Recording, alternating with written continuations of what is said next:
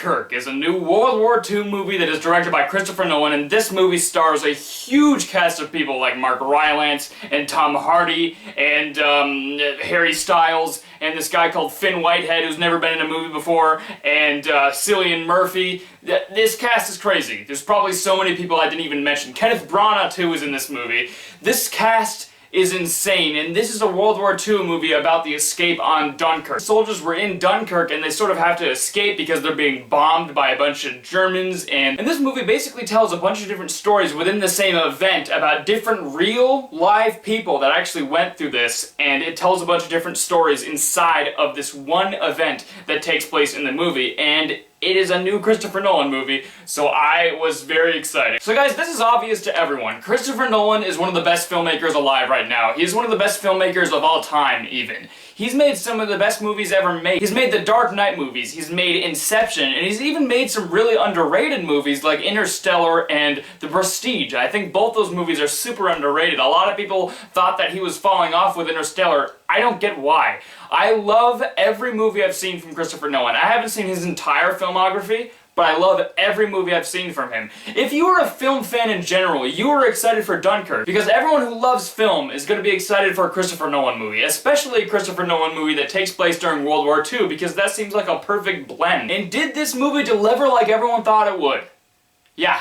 This movie's pretty great. This movie's pretty awesome. I really dug the hell out of this movie. And there are a lot of things to discuss in this movie. It's not just a generic war movie with a bunch of cliches, and it doesn't just go through a lot of stuff we've seen before. This movie is actually very different. One of the things I loved about Dunkirk so much is that this movie is very unique. This movie's very different. It's like Nolan was like, let's take the war movie genre and let's make it different and new. Most war movies are about the characters placed in a difficult situation with a lot of fictional events going on, like Saving Private Ryan or Hacksaw Ridge. Those were about the characters in this war. This movie is strictly about the event. This movie, the point of it is to make you feel like you're there. It's basically just a 1.5 hour trip into World War II, basically. It is a movie that makes you feel like you are there with these characters. This movie doesn't concern itself with a bunch of setups to the war. This movie starts from scene 1. They're just immediately in the battle. They're immediately in this war. And it never lets up. There's not a moment to breathe in this movie. It's basically one huge action scene, and we've never really seen a World War II movie like that before. Everything about the way this movie is directed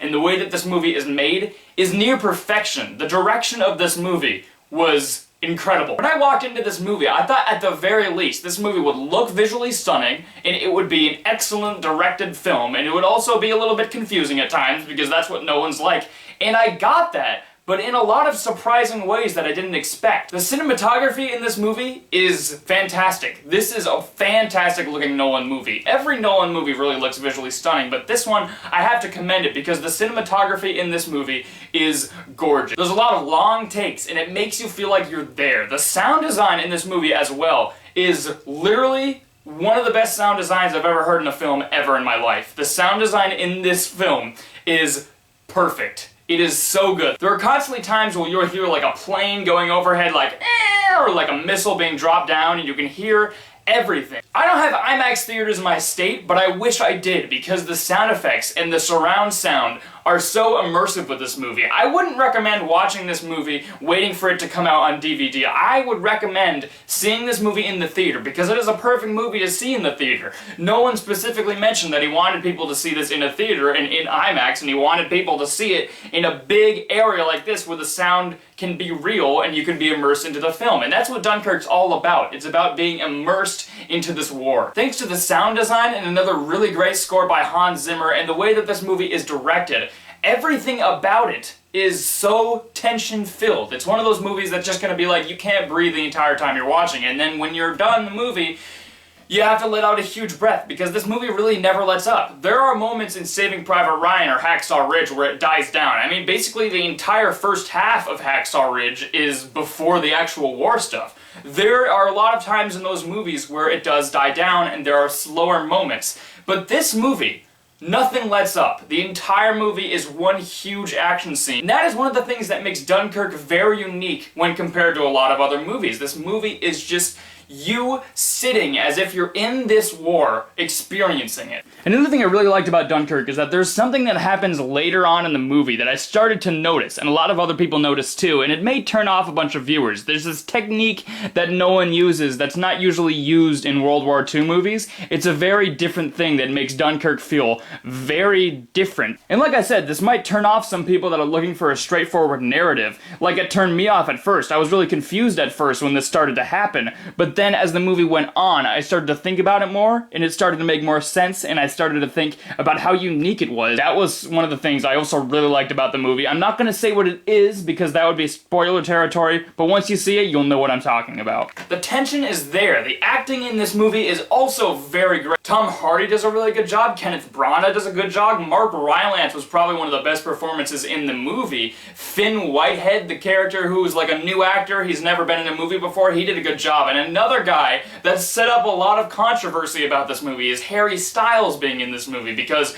he's never been in a movie before. He's just a guy that makes music. And he surprised me so much in this movie. He was actually really good. He had a few scenes that he really standed out, and he was very good in this movie. And I trusted Nolan from the beginning for his casting choices, because no one is incredible. But apparently you didn't know who he was before he auditioned, so it kind of makes sense. I'm sure he'll do a good job in this movie, and he was better than I thought he was going to be. The acting in this movie is another thing that aids to the tension. The action is so good, and the characters are more built on their actions. It's not so much based on their backstories or things that you know about them before, it's more based on their actions and how they act in certain perilous events. And that leads me to my one con with Dunkirk. I only have like one little flaw with this movie, and it's that the characters, I think, could have been better. It's basically the complaint that everyone's been giving Dunkirk, but it's not a huge hindrance to the movie, and let me explain why. The characters in this movie are all good.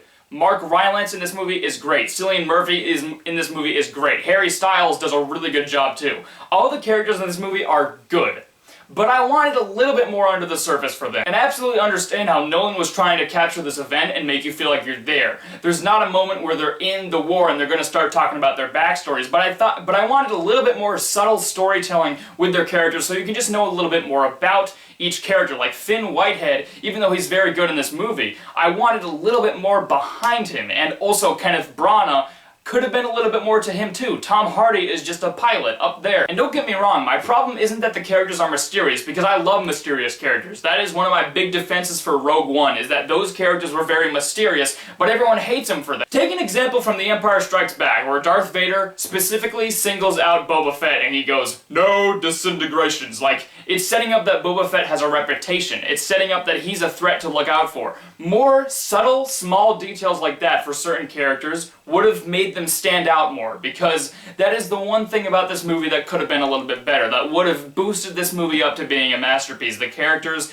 could have had a little bit more to latch onto, but they're all good characters. This is a minor problem because I just wanted a little bit more to them, and that's basically it. It is the only problem that you can find with Dunkirk, because everything else about this movie is unique, it's different, it's tension-filled, it's everything about this movie besides that is basically filmmaking perfection. This is one of the best movies of the year, but I can't quite give it my perfect grade, so I'm gonna give Dunkirk an A.